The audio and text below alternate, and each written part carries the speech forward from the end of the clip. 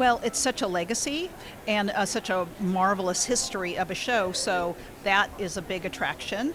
And the idea of doing that kind of elevated design was certainly the lure, and another chance to work with Amy. What, 12 years? A little more than that. We started to work together on Two Broke Girls back in 2011. Yeah, that's when I interviewed with her and Michael Patrick King. One day I got the job the next day, and we've been together ever since. I can't quit her. Yeah, I can't quit her either.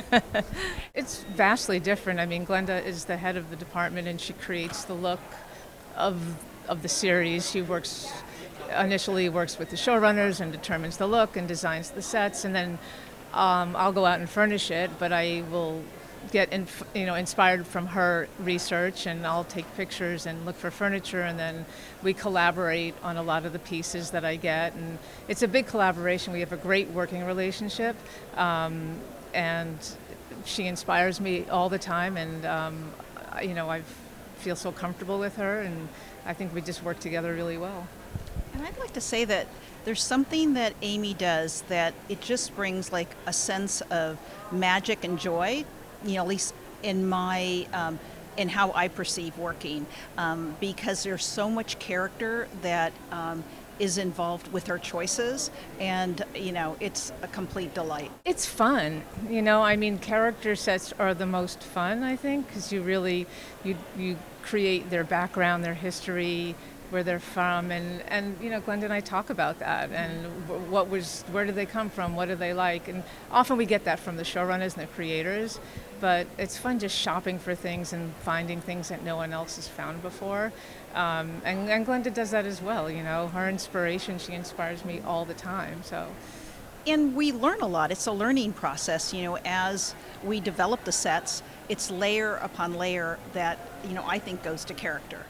Well, the original show, Frasier has beautiful tastes. He has his aesthetic is classic, and it has a lot of weight, whether it's personal choices about historical pieces or modern pieces. Everything is very considered, and that was our approach. He's in a different city.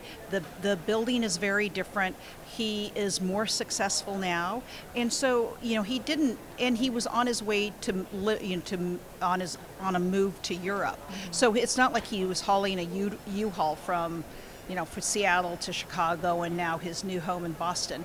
So there are echoes of his past, because I think what he liked in 30 years ago, he probably still admires. So we have some of the pre-Columbian collection. Yeah. So that was seen in the first series, So his taste follows through a little bit, but it's more 2024, It's been developed. Yes, that's the right word. And evolved. Yeah. I got a job working for a production designer, Bruce Ryan, about 18 months after I finished my my graduate degree in architecture. And so I am pretty much doing the same things I would have been doing for architecture, because I think what I do is still architecture. And so my start was with him. I worked with him for many years, and then finally on Will and Grace, that kind of launched me as a production designer. I studied broadcast and film in school and back in New York and in Boston, and moved out here and just didn't actually know which department I wanted to be in, and I just got a job as an art department PA and bounced around, but just kept going back to the art department and worked my way up and realized that I kind of had a knack for it, and I was a PA and an art department assistant and a buyer, and just kept doing it. And I was assistant buyer for many years, and then made the jump eventually, and very happy I did a long time ago. So the most memorable projects will always be the ones where I had to think about something I've never done before. Like on Two Broke Girls, we had to do a bridge set, and we used the Mandalorian stage, so it was all computer generated, or at least the big background was computer generated, and it's not a mat. It was something I've never done before. I had to work with the second unit who gave me the actual dimensions of the boards, the ground of the boards on the Brooklyn Bridge, and we were that specific to the 1/4 inch and the color of the metal. And so what the actors touched, I think we built maybe 20 feet, 20 linear feet, and then everything else was created in a computer. It was phenomenal. And so I really love that. On Will and Grace, we had to do the Statue of Liberty, and we sculpted the flame. And our actors came up a little stair, and then they, went on I think it's called a widow's walk, or whatever that little balcony is. And, and that was incredible to work with sculptors. And so. Well, I mean, in general, there was a big shift in my career before Two Broke Girls and after, because it's when I met Glenda and Michael Patrick King.